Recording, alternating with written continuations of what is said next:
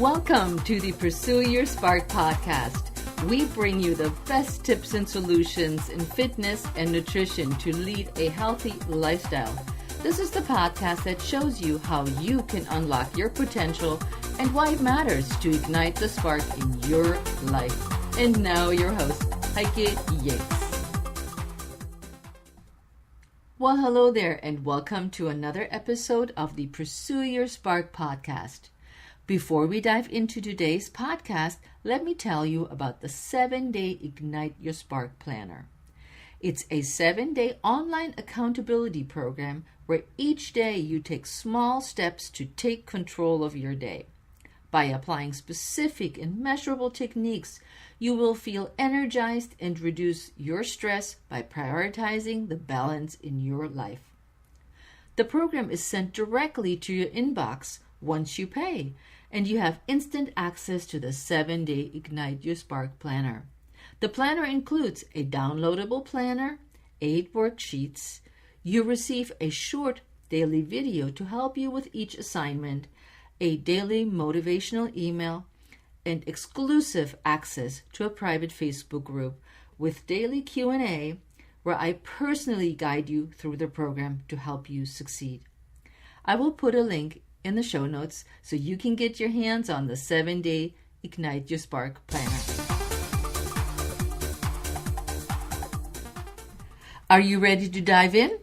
Today's episode number 17 is about how to instantly boost your diet without another meal plan and what steps you can take to confidently make healthier food choices.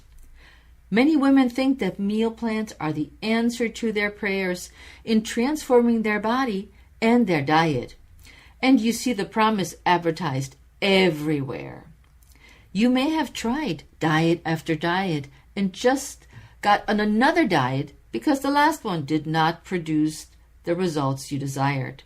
Or the results only lasted throughout the program and then you were right back where you started. What did all those diets have in common? They all came with a meal plan that you followed more or less. I have tried many diets.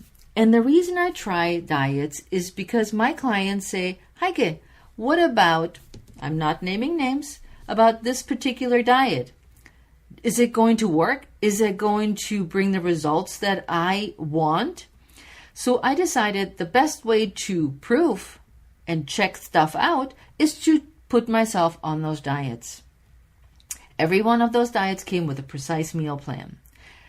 Eating at a certain time, certain amounts of food, drinking that much water, or taking certain foods out of my diet. And the pounds did fall off. Mostly water loss at first. Then I got raging headaches. I had no energy to do all my exercises, but I figured it was all for a good cause, showing you what diets and meal plans are all about, and also wanted to see what happens when you're on a diet. But the big problem with these meal plans and diets was that once I started eating normal and regular meals, healthy foods, the weight came back almost instantly. So I had my own proof. I had my own experience with meal plans and diets. But it took me years of exploring and studying to find out what really works when it comes to healthy eating and how to reach a specific goal to clearly understand why meal plans usually don't work. I have to be honest with you. Yes, I wrote meal plans for years, because I thought writing meal plan was what I needed to do. I write exercise plans for people, and why wouldn't it make sense to write a meal plan? After all, that's what my clients wanted, a meal plan. Meal plans are like a precise prescription, meaning eat this and not that. Eat this in these amounts and at that time. So they're very specific and very limiting. Let me give you an example of what a common meal plan might look like, and it might look familiar to you. Breakfast at 7:30 a.m. 3 eggs scrambled, 1 cup of mixed vegetables, 1 wrap for a breakfast taco, 1 cup of tea or coffee, and a glass of water. Morning snack, 10 a.m. 1 apple, 15 almonds. Lunch at 12:30. 4 ounces of tuna, 2 cups of salad, lemon on top, a few seeds, and another 8 ounces of water. After exercise at 4:30 p.m., 1 scoop of whey protein mixed with a half a cup of water, and this time 12 ounces of water. Dinner at 7 p.m. 4 ounces of chicken, 2 cups of cooked vegetables, 1 small baked potato, and 1 8-ounce glass of water. You might think, that's great. Now I have a plan. I don't have to think about it anymore. It's right laid out there in front of you. You just eat that every day. That's what I eat. Easy to follow. I can do this. Lots can go wrong, and the struggle is real. It starts with shopping. So you get all the key ingredients that you need for your new meal plan, and you put it together in a list, and the shopping starts. Where to find all those ingredients? Are they the right ingredients? One store doesn't have it, so let's go to the next store. You end up with running around, spending a lot of time finding these ingredients that go with your new meal plan. Then second is cooking. So now you're at home with the meal plan that comes with recipes, and you say, oh, I can do this. I start cooking, but you hate cooking. You really don't know how to cook, and you really don't want to cook. So you end up dreading the cooking process of your meal plan. Another problem is money. Some of those meal plans are really expensive for all the ingredients you have to buy, and for the foods you never would buy in the first place.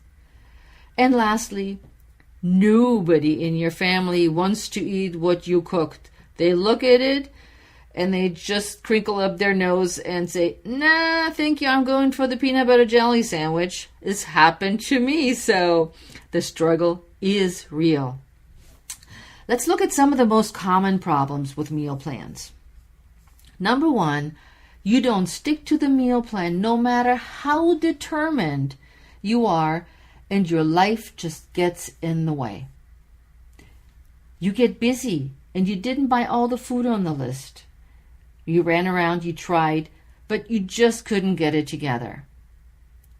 You work late. You don't have time to cook. You don't have time to shop for potential missing ingredients. So you eat whatever you can find. Then there's the birthday party with the delicious cake. And this food is definitely not on your list.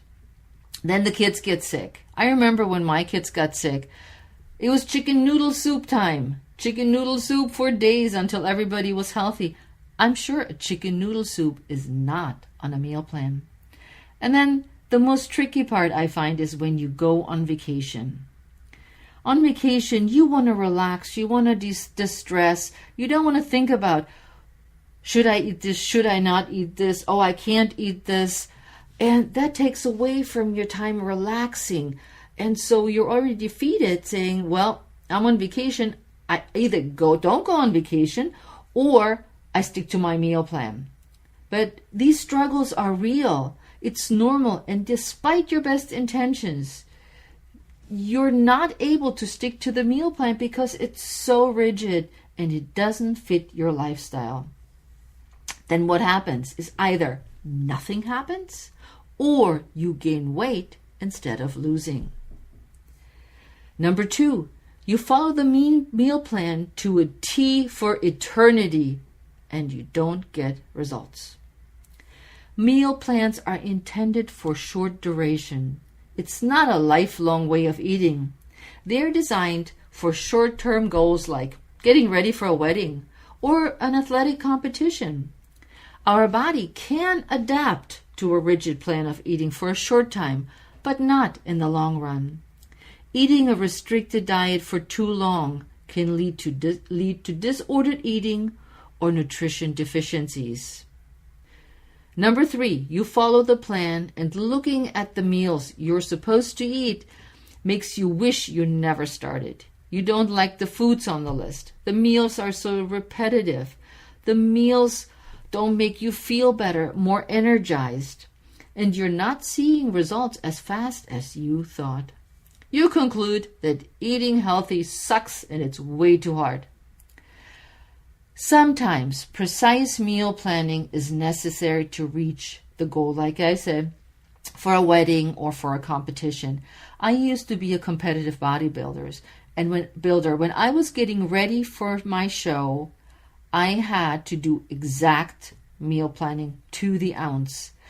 It was really tough because I didn't go out, I didn't meet my friends, I dreaded going anywhere because I wasn't sure if I could bring my plastic container with food and my 2-gallon container of water. And this is a true story, that I could bring these 2 items, my 2-gallon container of water and my plastic container of food, to a dinner party. It's pretty awkward, I tell you, but I was determined to compete in those bodybuilding shows. Each meal was precisely measured to the ounce. I even had a little scale where I could measure each ounce. And a typical meal would look something like this: 3 ounces of turkey breast, 1 cup of steamed broccoli, 5 almonds. Normally we don't eat like this and weigh every ounce of what we eat. And we don't live our lives like we're in a competition each and every day. What does a normal meal look like? So picture this. You have a bowl of cereal with almond milk, or oatmeal with some raisins on top and a little almond milk, or a sandwich and then a veggie wrap, or a salad, pasta dishes, pizza, burgers. That's what a normal meal looks like for most. If you want to eat better, you don't have to weigh and measure your foods and count almonds to see changes. There's no reason for you to live a life eating out of a plastic container like I did, to lose weight or stop attending family functions, or not go out and eat and enjoy life because it's not on your meal plan. Do more of the things you are already doing a little bit, but just do them a little bit better. Exchange some not so healthy foods for a little bit of a better choice. You can boost your diet without another meal plan, and here is how. The breakfast boost. You go through the drive-thru every morning to get your Egg McMuffin and a large coffee with 3 full-fat creamers, chowing it down while driving to work.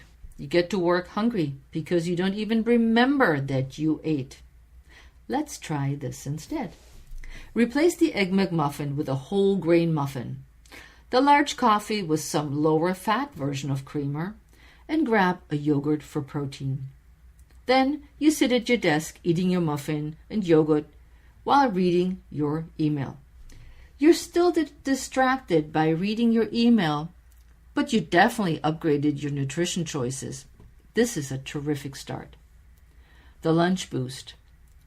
You hustle over to the deli and grab a Greek sandwich. That will fill you up, and you know it will give you heartburn later, but oh well, it's quick and easy. And I can work and eat at my desk, you think. Grabbing a coffee will keep your energy up. That's the plan. Let's try this instead. Get the Greek sandwich as a salad. Put the dressing on the side and have them add more vegetables to your Greek salad. Instead of the coffee you usually get, you might try green tea. It's not perfect, but it's progress. The dinner boost. It's 8 p.m. and you're on the way home from work. Cooking that delivery meal that you get every day is out of the question. You're thinking there are several fast food places you could stop to get a burger and fries, and you know you have a bottle of wine still at home to help you ease the work stress. Let's try this instead. Stop by the grocery store and pick up some rotisserie chicken. Go to the salad bar and get a variety of vegetables and an already cooked small potato. This is looking pretty good, and you limit yourself to 1 glass of wine. Instead of eating in the kitchen standing up, sit down and enjoy your meal. The main goal is not to rely on meal plans, but to boost your diet with healthier choices. It is important to have a healthy relationship with food and not let a plan dictate what that relationship is. If you decide you can't be without a meal plan, remember, use it for a specific purpose like a competition or a wedding. Keep it short in duration. Don't let it dictate your life. My word of caution, if you find your meal plan makes you feel guilty because you keep falling off the wagon, if you are constantly worried about your food intake, and if you are restricting food groups to get the results you desire, and you stop your social life because you can't follow your diet, then, my friend, it's time to ditch the food plan and consider another option. So there you have it, how to instantly boost your diet without another meal plan and easy solutions so you don't fall into the meal plan trap ever again. Do more of the things you already are doing well. Just do them a little bit better and exchange some of the not so healthy foods for a healthier version.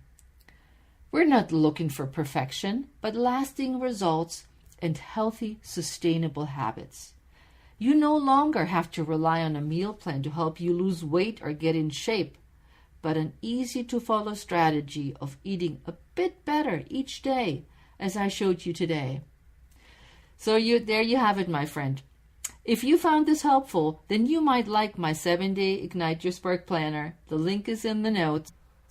Thank you for listening today, and I'll see you next time on the Pursue Your Spark podcast. Ciao!